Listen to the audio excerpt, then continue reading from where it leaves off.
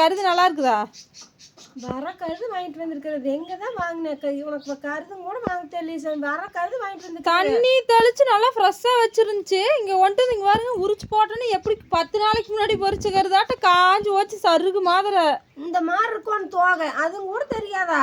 நம்ம செடியில் பொறிச்சு நம்ம செஞ்சோம்ல எப்படி தோகை இந்த மாதிரி பச்சை கலராக இருந்ததுல இங்கே மாதிரி வறண்டு வெண்டு மாதிரி கிடக்குது. அதுவும் கூட தெரியலையா? குழந்தைங்களுக்குன்னு சொல்லி கேட்குறேன். அந்த ஆயா அப்பவுமே இந்த இந்த நல்ல கருது அப்படின்ட்டு கொடுத்துட்டு எப்படி காஞ்ச கருதை கொடுத்துருக்குறாங்க. மெல்லவே 10 விசில் விட்டேன். 10 விசில் விட்டும் அப்படி தருது. மெல்லவே முடியல. இப்படி எல்லாம் ஏமாந்து போயிடுறீங்களே. நான் என்னதான் பண்ணிட்டு பச்சை இப்படி பாண்டல் கலர் இந்த கலரா இருக்கும்னு தோகை. அதுதான் பச்சை கருது. ஒரு கருது இல்லைன்னா கிள்ளி வாயிலையாச்சும் போட்டு பார்த்துருக்கலாம்ல. எப்படி பால் மாதிரி வரும்ல பச்சை கருது. நானும் சரி அந்த ஆயா நல்லா தான் கொடுக்கு, ஏமாத்தாது அப்படின்னு நினச்சா இப்படி ஏமாத்துது. சந்தையில் வாங்குறது கூட நான் நல்லா தான் சூப்பராக வாங்கிட்டு வரேன்ல. நான் எப்படி சூப்பரானு வாங்கிட்டு வந்தேன். நேற்று பாப்கார்ன் ஸ்வீட் கார்ன் விற்றாங்க. 20 ரூபாய்க்கு விற்ற சோடு தோகை இதே மாதிரி தான் இருந்துச்சு. சரி நான் அதான் நீ ஸ்நாக்ஸ் எல்லாம் இருக்குதுன்னு சொன்னிட்டு நான் வாங்காத வந்துட்டு. அப்புறம் இந்த குச்சிக்கிழங்கு வாங்கிட்டு வந்தேன். இது கமெண்ட்ல 30 ரூபா 40 ரூபா தான் வருங்கிறாங்க. எங்கிட்ட அந்த ஆயா 80 ரூபா வாங்கிடுச்சுங்க ஒரு கிலோவுக்கு. இது 100 ரூபா இந்த கிழங்கு.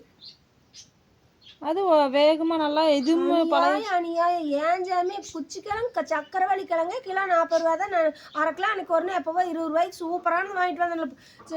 குச்சிக்கிழங்கு சக்கரவள்ளி கிழங்கெல்லாம் எப்பவுமே 30-40 தான். அதே 80 ரூபாய்னு அந்த அம்மா சொன்னது. நீ இத்தனை வேலைங்களான்னு நினைச்ச காய்கறி விலை மாதிரி இதுக்கு இது அதிகமாயிருச்சோ. நாம வாங்கி ரொம்ப நாள் ஆச்சுல குச்சிக்கிழங்கு.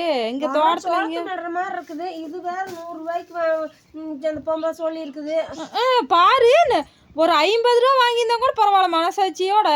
மனசாட்சியே இல்லாமல் 80 ரூபா வாங்கி டபுள் மடங்கு போட்டு வாங்கியிருக்குதாரு. இப்படி தான் இந்த சிட்டி சைடு இருக்கிறவங்களாம் தெரியாமல் இருப்பாங்க. ரேட்டு நம்ம கொடுத்துடலான்ட்டு அந்த ஆயை இப்படி தான் ஏமாற்றிட்டு இருக்கும் போல இருக்குது எல்லாத்தையும். பார்த்தோன்னா இது ஒரு சின்ன பிள்ளை, இதுக்கு ஒன்றும் தெரியும் நினச்சிட்டு டபுள் வேலை சொல்லியிருக்காங்க. அப்படி சொல்கிறதுமே அதெல்லாம் ரொம்ப அபத்தமானது. அப்படி சம்பாதிக்க கூடாதுல. ஒரு 40 எல்லாம் விற்றாங்கன்னா அது ஒரு 50 கூட கொடுத்துருக்கலாம். டபுள் மடங்கு கொடுத்து யாருமே வாங்காதீங்க ஃப்ரெண்ட்ஸ். அந்த வடுகு பாளையத்தில் ஸ்டாப் கிட்டே அந்த ஆயை வந்து கடை போட்டிருக்குறாங்க. நான் வாங்காதுன்னு யாரும் சொல்ல மாட்டேன். ஆனால் என்னன்னா பார்த்து டெஸ்ட் பண்ணி வாங்கிக்கோங்க. அந்த ஆயா கிட்ட வாங்க வேணான்னு சொல்லலை. அவன் அப்படித்தான் யாரெல்லாம் வரக்கிறது. யாராருக்கு உதவி செய்யணுங்கிறது தெரியாது. யார் கேட்டாலும் நல்லா வளச பையன் கேட்டாலும் கொடுத்துட்றேன் ஊர்பட்டம். எனக்கு இப்போ இந்த குச்சிக்கிழங்கோட சரி ரேட் அதிகமாக போட்டு வாங்கினாலும் பரவாயில்ல. ஏதோ சாப்பிட்டோம்ல, ஏதோ கடையிலலாம் போனால் பரோட்டா இதெல்லாம் புரோட்டாவெல்லாம் தேவையில்லாத வாங்கி சாப்பிட்றோம். அது மாதிரி நினச்சிக்கலாம். நண்பர்கள் உண்மையாலுமே பயங்கர கோபம் இருக்குங்க. சோளக்கருது ரொம்ப மோசம்.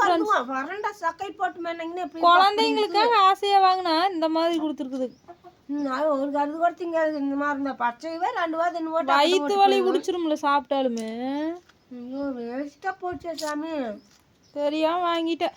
இப்போ 150 ரூபா அந்த 2 சேர்ந்து சோளக்கருது இந்த குச்சிக்கிழங்கு. ஒரு 100 ரூபாய்க்கு ஃப்ரூட்ஸ் வாங்கினா காசு பத்தாதுன்ட்டு இல்லைன்ட்டு வந்தோம். செவ்வாய்க்கிழமை நானும் இன்னைக்கு மாதுளை கேட்டு போட்டு 300 ரூபா சொல்கிறாங்கன்ட்டு வந்துட்டு வாங்காமல் வந்தது. இதெல்லாம் வாங்கின கம்முன்னு அதவே வாங்கிட்டு வந்து அந்த கடையிலேயே நின்றுக்க மாட்டேன். எப்போவுமே வாங்க மாட்டேன் நின்று. இன்னைக்கு அதிசயமாக ஆசையை வாங்கினா 2 பேர் வேஸ்ட்டாக போச்சு. வறண்டது இப்படி மாடி போனது இது பண்ணுறதெல்லாம் எனக்கு ரொம்ப நாளாகவே தெரியும். இந்த வடி வளர்த்துக்கிட்டு இருக்கிற அந்த அம்மா. அதனால் அந்த அம்மாட்ட நான் எதுவுமே வாங்க மாட்டேன். எப்பவுமே வறண்டது வாடி போனது இது மாதிரி தான் வச்சுட்டு இருக்குது. ஃப்ரெண்ட்ஸ் இனிமேல் நீங்கள் எந்த கடையிலையுமே அங்கேயும் இல்லை எந்த கடையில் வாங்கினாலும் டெஸ்ட் பண்ணி கரெக்டாக வாங்கிக்கோங்க. ரேட்டும் பார்த்து ரொம்ப ஓவராக கொடுத்து வாங்காதீங்க. இந்த கலரில் இருக்குது. இப்போ முடிச்சுட்டு வந்த கருதெல்லாம் இந்த கலரில். எனக்கு ரேட்டு ஓவராக இருந்தாலும் அது சாப்பிட்டோம்னா திருப்தியாக அது கூட மனசு கேட்டுக்கு. சரி இப்போ சாப்பிட்டோம்ல அப்படின்னு விட்டுலாம். ஏன்னா நிறைய பொருள் இப்படித்தான் ரேட் ஓவர் கச்சையா முடியல. அது வேற அது ரொம்ப வேஸ்ட்டாக போச்சு. சரி விட இனிமேல் வாங்கக்கூடாது. வேஸ்ட்டு. இது வேஸ்ட் பாரு சாமி. இதாச்சும் நல்லா சாமி இதாச்சும் நல்லதாக இருந்து குழந்தைங்க ஒரு ரூபா சாப்பிட்ற மாதிரி நல்லா புது கிழங்கு வந்துடும் இல்லைன்னு இதுவும் வேகவே வேகலைன்னா அப்படியே கடுப்பாகும் எனக்கு. சரி விடு. சரி ஆடு மேய்க்க போறியா? ஒரு 10 ரூபா வேஸ்ட் பண்ணக்கூடாதுன்ட்டு இருக்கிறேன். டீ குடிக்காம இதில் ப்ரெஷர் ஏறி வந்துட்டியா? சோளக்கருது வந்து ஆசையாக எடுத்து தோசையாக போச்சு. வாயெல்லாம் வலிக்குதுங்க ஃப்ரெண்ட்ஸ். மென்னு எல்லாமே முடியலைங்க நண்பர்கள். உண்மையாலுமே வரச்சக்கை போட்டு மென்னு எப்படி இருக்கு அப்படி சக்கை மென்னு வயிறும் வலி பிடிச்சிரு. சரி சரி போய் ஆடு மேய்ச்சிட்டு வா. டீ ஆடு மேய்ச்சிட்டு வந்துட்டே குடிச்சிக்கிறேன். அத்தனை டைம் எல்லாம் குடிச்சே பழகக்கூடாது. கண்ட்ரோல் பண்ணிக்கோன்னு.